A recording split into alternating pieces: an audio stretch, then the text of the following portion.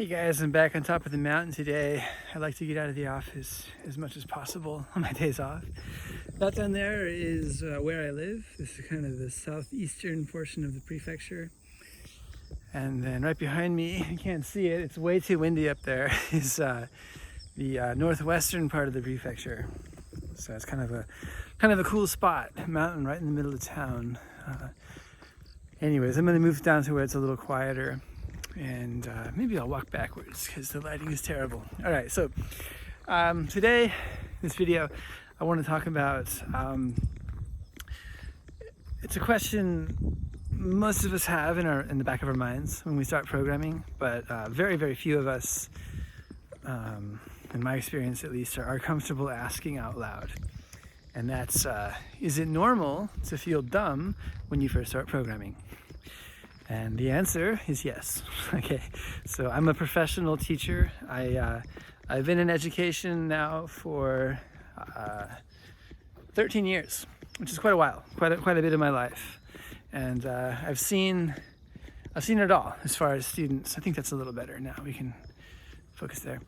It's very normal. It's completely natural to really struggle in the beginning with programming because there's not a lot of carryover from our daily life into programming languages. And programming languages are very unforgiving in the sense that they're not going to kind of figure out what you're trying to do. They're not going to work with you. So on the contrary, they're going to do exactly what you say every time. And that can be frustrating for beginners because we often feel like maybe it's something we can't do and it's too difficult, basically. And a lot of people do give up in the beginning because of that, which is unfortunate, because once you get past the initial phase of frustration and kind of integrating the general principles, it actually gets really interesting. And that's a shame that people, don't make it that far. So what I found really helpful in terms of actually integrating the knowledge and making headway is having short-term goals for why you're doing it. And that could be something as simple as, making a personal website, or maybe doing something at work to help automate a process, or even something like copying a UI that you like, using the Chrome developer tools and trying to replicate a website that you like. Having that relatively short-term goal will be much more rewarding than thinking, okay, I'm going to study every day for 5 years until I get a job.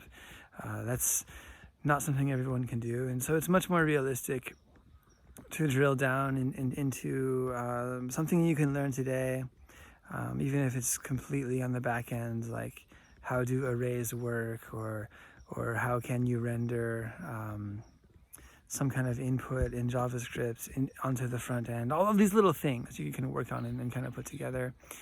But it does take time, and it's really about just sticking with it every day, putting in the time you can, even if that's just an hour, 30 minutes. The consistency does build up over time, and you will arrive at some point where it starts to click. It's very comparable in my experience to learning a second language, which is something I've said before. But you will struggle in the beginning. There's just that initial kind of neurologically based process of making what is unfamiliar familiar. And that's true with pretty much anything that's difficult, whether it's something physical like snowboarding or the martial arts or BMX or skiing. You have to go through that exposure, that period of exposure where you just face the overwhelming bombardment of confusion, and if you're modest enough, you can get through it and start integrating the principles. If not, you'll give up. That's what it boils down to. But once you get through that, it really does start to open up. And there's also the fact that it is a very high-paying profession, relatively speaking, and there's a reason for that, because it's not easy. It's something that takes a certain mind state and a certain level of commitment that not everyone is willing to bring to the table, so to speak. And that's something to keep in mind. It's not going to happen overnight, but you can make incremental steps each and every day that will help you get closer and closer. And then one day you're there, you know. Like learning any difficult skill. They often make, analogies to the martial arts. When we talk about Gong Fu, it doesn't actually mean martial arts.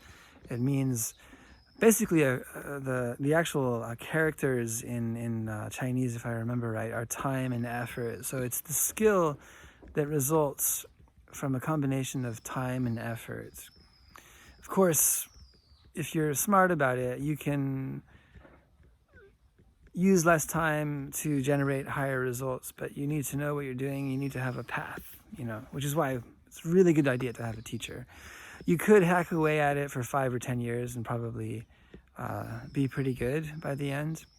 Or you could drill down into a roadmap and know what you're doing and why, and what you're going to be doing after that, and the result you're aiming for.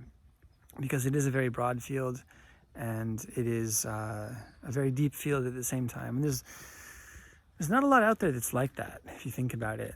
So if you're feeling those initial, pangs of frustration and doubt, and kind of really feeling like, can I do this? Trust me, it's normal.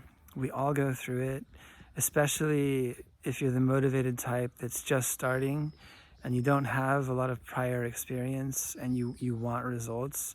That makes it even harder. So just relax, focus on what you can do today.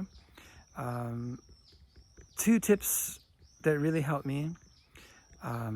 One is reading repositories on GitHub. Just get onto GitHub and find a project that you like. If it's something somebody else built, it's totally fine. And just read it. Read through the files, read through the logic, see how it works. And then when you feel like you can read that almost like a book, that means you're learning, and you can transfer that. You have that kind of base understanding. The second thing I find is that if you're taking online tutorials, do the same thing. Pause, take notes, read the code after a video until you understand it, almost like you code a book. Because really, code it's kind of like an assembly manual for something. It's like a little machine made of text, and you need to understand the intricacies of how everything works together.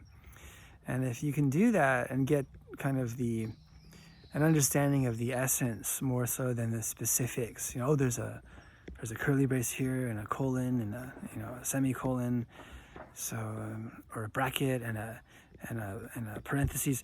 Those things are all over the place in coding. But there's a higher level of principles, just like speaking a language. When you talk to somebody, you don't really think about the details because you've already integrated all of the mechanics of the language. With coding, that doesn't really, I would say, go away. It's very normal to code and still have to Google things and go back and check things and look things up. Just because it is such a mechanical way of communicating. There's no and not to the degree in human languages, there's no nuance or inference. So that can be difficult, and that never goes away. But it does get easier, and it does get more interesting, and it does get more rewarding, and eventually you can start making a living doing it, and then that's when your life really starts to change. All right, so if you're feeling frustrated, trust me, it's normal. If you're doubting yourself, take a break, do some passive study, read a book, go watch a funny movie, take a walk, and come back to it, because it is worth sticking with. Okay, so that's it for this time. Thank you guys for watching.